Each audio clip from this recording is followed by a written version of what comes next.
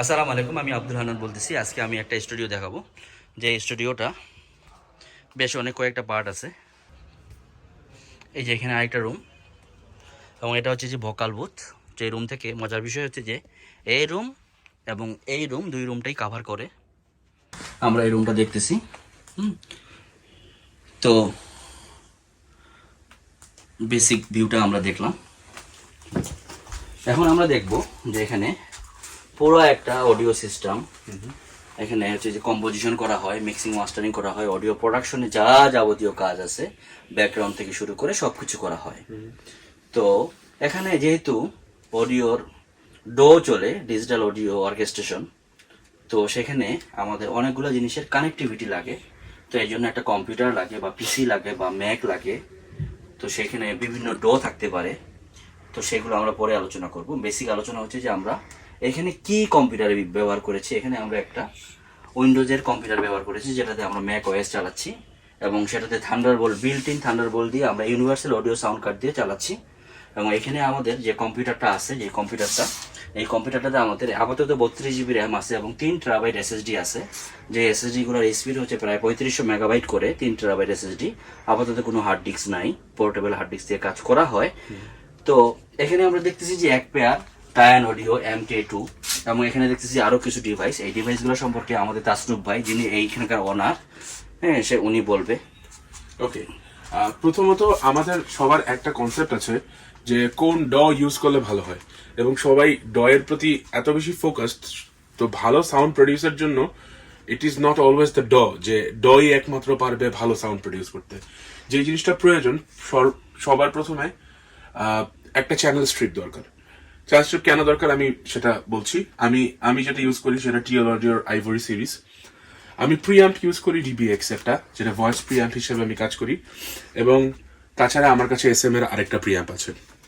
ওই প্রিঅ্যাম্পটা মূলত ড্রামস্টেক, এবং যখন মাল্টি ইনস্ট্রুমেন্ট একসাথে টেক করা হয় সেই ক্ষেত্রে ওই প্রিঅ্যাম্পটা কাজে লাগে। এখন চ্যানেল স্ট্রিপের কাজ কি? ফর এক্সাম্পল, অ্যাপোলো টুইনেক্স একটা প্রবলেম, সেটা হচ্ছে যে এটা দুর্দান্ত একটা সাউন্ড কার্ড, যেটাতে কোনো সন্দেহ নাই, কিন্তু এটার ইনপুট মাত্র 2টা। এখন সেই ক্ষেত্রে সবার সমাধানের জন্য কি হইতে পারে? এখানে একটা অপটিক্যাল আছে, অপটিক্যাল ফাইবার দিয়ে কানেকশন বিল্ড আপ করা যায়, যেটা দিয়ে আমরা এগুলাকে কানেক্ট করি, এসএম এবং ডিবিএক্স। সেই ক্ষেত্রে 2টা প্রিঅ্যাম্প যখন চলছে, ওখানে 2টো, এবং এখানে 8টা, 10টা, এবং এখানকার 2টা, টোটাল 12টা তখন অ্যাট এ টাইম টেক করা যাচ্ছে। যেটা আমি এখানে ডিরেক্ট নিচ্ছি ইনপুটে, সেটা হচ্ছে হাই ফ্রিকোয়েন্সি মাইক্রোফোন। একটু কাছে আসলে ওদিকে দেখা যাবে। সেটা হচ্ছে একেজির একটা ইউজ করি আমি, AKG high frequency microphone C415B। এটা আমি ডিরেক্টলি নিচ্ছি, এবং সেই ক্ষেত্রে আমি এখানকার যে প্রিঅ্যাম্প, বিল্ট ইন যে প্রিঅ্যাম্প গুলো আছে, অনেকগুলো প্রিঅ্যাম্প ভিতরে দেওয়া আছে অ্যাপোলোতে, সেগুলো ইউজ করি। কিন্তু নিউম্যানের ক্ষেত্রে দ্য মাইক্রোফোন যেটা, ওখানে হয় কি, ওর টার্গেট এরিয়া, একেজির যেটা ছিল হাই ফ্রিকোয়েন্সি মাইক, ওটা টার্গেট এরিয়া কম। কেমন করে টার্গেট এরিয়া কম? কারণ ওটার ফোকাস পয়েন্ট ও মিড এবং লো মিডকে ও নেয় না। কি বলি, লো এবং লো মিডকে ও ভ্যাসেস করে না। ওর টার্গেট এরিয়া হলো মিড, হাই মিড এবং সুপার হাই, এগুলো ওর টার্গেট এরিয়া। এখন নিউম্যান যেটা, সেটা কিন্তু সনিক লো থেকে সুপার হাই পর্যন্ত পুরা এরিয়া ও কভার করার চেষ্টা করে। তো ভালো সাউন্ড প্রডিউসের জন্য যেটা হয়, আমি যদি একদিকে হাই এর দিকে এমফ্যাসিস দেই, তাহলে আরেকটা মাইক্রোফোন আমাকে রাখতে হবে যে লো এবং লো মিড এন্ডকে খুব টাইটলি ধরে রাখবে। সেই ক্ষেত্রে এটার কোনো বিকল্প নাই, চ্যানেল স্ট্রিপ। আমরা যদি আরো কাছে আসি, আমরা দেখতে পাচ্ছি চ্যানেল স্ট্রিপে আমরা কি কি পাচ্ছি। প্রথমে আমরা ক্যাটাগরি সিলেক্ট করতে পাচ্ছি, এটা মাইক্রোফোন 48V তে চলবে নাকি নর্মাল মাইক্রোফোন, লাইন থাকবে নাকি ইনসার্ট থাকবে। এখানে ইনপুট আমরা সিলেক্ট করে নিতে পারি। এখানে কম্প্রেসার আছে, যেটা আমরা লজিক বা যে কোনো ডতে আমরা যখন কম্প্রেসার ইউজ করি, তখন আমরা সফটওয়্যারের একটা compressor pi, but this is the hardware, যেখান দিয়ে আমরা কম্প্রেশনটা আগে সিলেক্ট করতে পারি। মেইন খেলাটা হচ্ছে ইকুয়ালাইজারে। এখন কোনো একটা লো নিচ্ছি, ফর এক্সাম্পল আমি যদি লোটা যদি নিতে চাই, লো আমি টার্গেট এরিয়া রাখতে চাই যে আমি হাইটা টেক করব না, সেই ক্ষেত্রে আমাকে এরিয়া সিলেক্ট করে দিতে হবে যে 3000-এর ওপরেরটা আমি কি করতে চাচ্ছি, 8000-এরটা আমি কি করতে চাচ্ছি, এবং সেই ক্ষেত্রে এগুলোর ভলিউম কমে আসবে। যখন আমি এগুলো কমিয়ে দিচ্ছি তখন কি হচ্ছে, অটোমেটিক্যালি জায়গাটা কাট হয়ে যাচ্ছে। কাট হওয়ার ফলে হচ্ছে কি, ও লো এবং লো মিডকে টার্গেট করে ফেলছে। একইভাবে আমি এটা দিয়ে ঠিক উল্টা জিনিসও করতে পারি। আমি চাইলে ধরলাম আমার কাছে হাই ফ্রিকোয়েন্সি মাইক্রোফোন নাই, সেই ক্ষেত্রে আমি লোটা কাট করে দেব এবং লো মিডটা কাট করে দিব এবং সেই ক্ষেত্রে হাইটা বুস্ট করে দেব। সো এইটা একটা ভয়ঙ্কর ওর একটা রোল আছে। সেটা শুধুমাত্র ইনস্ট্রুমেন্ট টেকের জন্য না, সেটা ভয়েস টেকের জন্য, ভয়েস মডুলেশনের জন্য একটা দুর্দান্ত ভূমিকা পালন করে। এখন ভয়েসের ক্ষেত্রে আমরা আরেকটা স্পেসিফিক ভয়েস প্রিয়াম্প হিসাবে ইউজ হয়। এটা একটা টিউব প্রিয়াম্প, যেটা সুবিধা হয় যে অ্যানালগ থেকে ডিজিটাল যে কনভার্সন সেটা করার ক্ষমতাটা খুব ভালো। সো এইটা স্পেশালি ভয়েস টেকের জন্য অসাধারণ একটা প্রিয়াম্প। আর মাল্টি ইনস্ট্রুমেন্ট টেকের জন্য আমি বললাম, ফর এক্সাম্পল অনেকেই চায় যে তার এখান থেকে স্টুডিও থেকে যদি শুধুমাত্র রেকর্ডিং পারপাস ছাড়াও যদি স্টুডিও যদি অনেক সময় হয় প্র্যাকটিস করতে যাচ্ছে বা স্টুডিওতে লাইভ টেক করছে, যেটা সে ফেসবুক কিংবা ইউটিউবে তার চ্যানেলে শো করতে চাচ্ছে, ফর দ্যাট রিজন ওই জিনিসটা খুব গুরুত্বপূর্ণ ভূমিকা পালন করে। কেউ যদি নিজস্ব একটা অনলাইন রেডিও চ্যানেল চালাতে চায়, সেই ক্ষেত্রে এই জিনিসটা অত্যন্ত গুরুত্বপূর্ণ। আচ্ছা, আর একটু আমি একটু ইন্টারাপ্ট করি। আমরা মাইক্রোফোনের কথা মানে দুইটাই বললাম না, একটা মাইক্রোফোনের কথা বলছি, আরেকটা মাইক্রোফোনের কথা বলিনি। মাইক্রোফোনের মডেলটা কি আমাদের ওই রুমে, আমরা ওই রুমে মাইক্রোফোনটা একটু পরে দেখাবো। সেই মাইক্রোফোনের মডেলটা আমরা বলে দিই। মাইক্রোফোনের মডেলটা কি? Neumann U87। নিউম্যান U87 আমরা এখান থেকে একটু দেখাই ফোকাস করে, যে ওই যে মাইকটা দেখা যাচ্ছে না, নিউম্যান U87। আরো কিছু জিনিস দেখতেছি আমি, যেমন হচ্ছে এখানে একটা হার্ডওয়্যার দেখতে পাচ্ছি। এই হার্ডওয়্যারটা কি নাম? আচ্ছা, এইটা মূলত প্রিসনাসের এটা ফেডার পোর্টের কাজ হচ্ছে, যেমন একটা আমি যদি লজিকে খুলে দেখাই, জাস্ট গেইন বাড়ানো কমানো বা কন্ট্রোল মানে ডটা প্ল্যানিং করার জন্য, রেকর্ড করার জন্য। তো ওখানে একটা হাতে থাকলে জিনিসটা একটু দ্রুত কাজ করার জন্য, এবং পারফেকশন যদি চাই, যে আমি অটোমেশন করতে চাচ্ছি যে কোনো একটা ট্র্যাকে, স্ট্রিংস হোক, যে কোনো এলিমেন্ট যেটা অটোমেট করবে, একটা সুইং ক্রিয়েট করবো, তো আমি তখন হাত দিয়ে এটা ম্যানুয়ালি করতে পারি, যেটা ক্লিক করে করা একটু ডিফিকাল্ট হয়ে যায়। আচ্ছা, এখানে আমি আরেকটা জিনিস দেখতেছি, যে এখানে একটা ক্যালকুলেটর দেখতেছি, যে ক্যালকুলেটর আসলে কেন ইউজ হয়? হ্যাঁ, আচ্ছা, যখন কম্প্রেশন করা হয়, কম্প্রেশন জিনিসটা না অ্যাকচুয়ালি এটা কানে শোনার কিছু না। মানে যখন আমি গান বানাচ্ছি তখন আমার আর্টিস্ট সত্তাটা জাগ্রত থাকবে, কিন্তু যখন আমি মিক্সিং করছি তখন ওখানে আর্টিস্ট সত্তা না, ওখানে পিওরলি ইঞ্জিনিয়ারিং, এবং তখন পুরাটাই ক্যালকুলেটিভ জিনিসটা, একদম ম্যাথমেটিক্স, একদম পিওর ম্যাথমেটিক্স। সবকিছুর একটা ফর্মুলা থাকে, যে থ্রেশহোল্ড কি করে রান করবে, আমি নি কি করে রান করবো, অ্যাটাক রিলিজ কি করে আনবো, কম্প্রেশনের অ্যাজ ওয়েল অ্যাজ ইকিউ এর ক্ষেত্রেও ক্যালকুলেশন আছে। সো সেই কারণে এই জিনিসটা অত্যন্ত দরকার। এখানে আমি আরেকটা কথা বলে রাখি, যে আমরা যখন যে অ্যাপোলো X20 কিনেছিলাম, তখন আর কি সামহাও আমাদের অ্যাপোলো X4 বা অ্যাপোলো X8P বা অ্যাপোলো X16 আমরা কিনতে পারতেছিলাম না, বা আমরা কিনি নেই।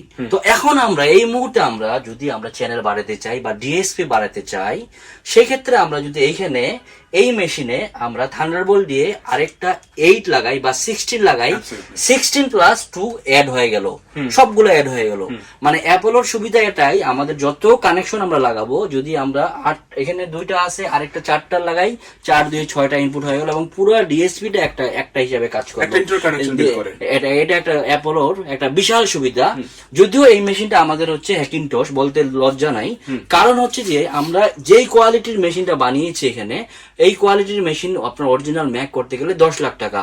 এছাড়াও আমাদের জটিলতা হচ্ছে যে একটা গ্রাফিক্স কার্ড কেনা দরকার, একটা হার্ডওয়্যার কেনা দরকার, একটা হার্ডওয়্যার আপডেট করা দরকার। আমরা ম্যাক প্রো অরিজিনালটা কিনলে সেটা আমরা খুব ডিফিকাল্টিসে পড়ে যাই, এবং সেটা আমরা করতে পারি না, যার জন্য আমরা হ্যাকিনটস বেছে নিয়েছি। আমি সবার জন্য হ্যাকিনটস বলবো না, যাদের বাজেট আছে 10-12 লাখ টাকা দিয়ে ভালো মেশিন কিনতে পারলে ভালো মেশিন কিনবো। তো যাই হোক, সেটা হচ্ছে একটা গুরুত্বপূর্ণ বিষয়। কারণ হচ্ছে যে এই মাদারবোর্ড যেটা ছিল, সেই মাদারবোর্ডটা এবং সেই যে মেশিনটা ছিল, পুরো কম্পিউটারটা আমার মানে আমরা কোভিড এর মুহূর্তে 2019 বা 20 এর মাঝামাঝি বা এই সময়টাতে আমরা কিনেছিলাম। তো মাদারবোর্ডটা হচ্ছে আমাদের গিগাবাইটের Z490 ভিশন ডি, যেটাতে বিল্ট ইন থান্ডারবোল্ট পোর্ট 2 দুইটা আছে এবং সেটা হট প্লাগ হিসেবে কাজ করে এবং কোনো ডিস্টার্ব করে না হ্যাকিংটোশে, কারণ এটা পেচিংটা খুব ভালোভাবে হয়। এবং এটা এখানে এই মাদারবোর্ডটাতে থান্ডারবোল্ট গুলা টাইপ সি হিসেবে কাজ করে এবং অনেকগুলো ইউএসবি আছে, আমাদের 2টা ল্যান্ড কার্ড আছে, এবং হচ্ছে যে এটা প্রসেসর হচ্ছে ইন্টেলের কোর i9 10 জেনারেশনের, এবং হচ্ছে যে আমাদের যা যা লাগে আমরা সব অ্যাড করতে পারি এবং অ্যাড করেছি, এবং সুপার ফাস্ট একটা আমাদের ভালো কম্পিউটার হয়ে গেছে। আর প্রিভিউ দেখার জন্য উপরে আমাদের একটা মনিটর আছে, এই মনিটরটা আমরা কোনো প্রিভিউ দেখতে গেলে বা কোনো চ্যানেল দেখতে গেলে সেইখানে উপরের মনিটরটা একটু ফোকাস করি, উপরের মনিটরটা আমরা আমরা আমরা দেখতে পারি। এখন তো এটা গেল, এখন আমরা শর্টকাটে আমরা একটু মাইক এবং ওই রুমটা দেখে আসবো, এবং ওইটার সাথে যে আমাদের ওই রুমের কানেকশন আছে এটা একটু দেখবো।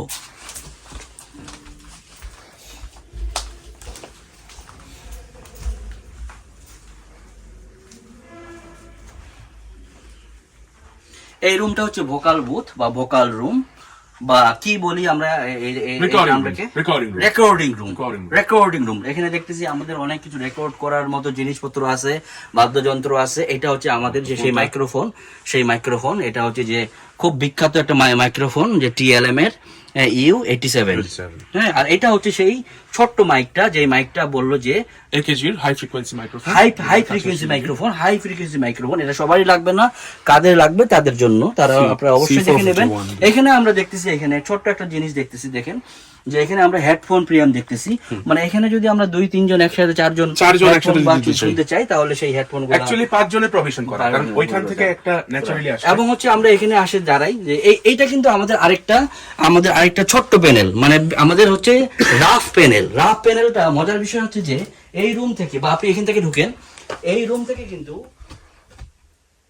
মানে এই রুম থেকেও সেটা মানে আমরা একই সাথে এই রুম এবং এই রুম কভার করতে পারতেছি। এটা হচ্ছে অসম্ভব একটা ভালো আইডিয়া, হ্যাঁ, অসম্ভব ভালো আইডিয়া। এই তো গেল আইডিয়া। এখন আমি আরেকটা গুরুত্বপূর্ণ বিষয় আসি, যে গুরুত্বপূর্ণ বিষয় হচ্ছে যে আমরা রিসেন্টলি আমি জানি যে আপনি পুরা মানে রুমটা ডেকোরেশন চেঞ্জ করেছেন, অ্যাকোস্টিক নতুন করে করেছেন, আপগ্রেড করেছেন, আপগ্রেড হওয়ার জন্য। তো আসলে আপগ্রেড হওয়ার পিছনে আমরা আসলে কি কি ম্যাটেরিয়ালস ইউজ করেছি, কেন ইউজ করেছি বা কেন আপডেট হয়েছে? আগেরটাও তো ভালো ছিল। সুপার। আগেরটার থেকে এখনকারটার পার্থক্য যেটা, আগেরটা আমরা গ্লাসউল ইউজ করেছিলাম, এবার আমরা গ্লাসউল এবং রকুল দুটোই ইউজ করেছি। 1 নম্বর 2টা লেয়ার ইউজ হয়েছে, গ্লাসউল এবং রকুল। এবং সবচেয়ে ইম্পর্টেন্ট যেটা, সেটা হচ্ছে ওপরের যে কাপড়টা, এই কাপড়টার নাম হচ্ছে ফিলিপস কাপড়। এবং এই কাপড়টার একটা বিশেষত্ব হচ্ছে এই কাপড়টা নিজেই রুম অ্যাকোস্টিক করতে হেল্প করে, যেমন সাউন্ড প্রুফ করার ক্ষেত্রে। সো আমরা যদিও সাউন্ড প্রুফ কথাটা ইউজ করি, কিন্তু প্রপার টার্মটা হবে অ্যাকুস্টিক করা, রুমকে অ্যাকুস্টিক করা।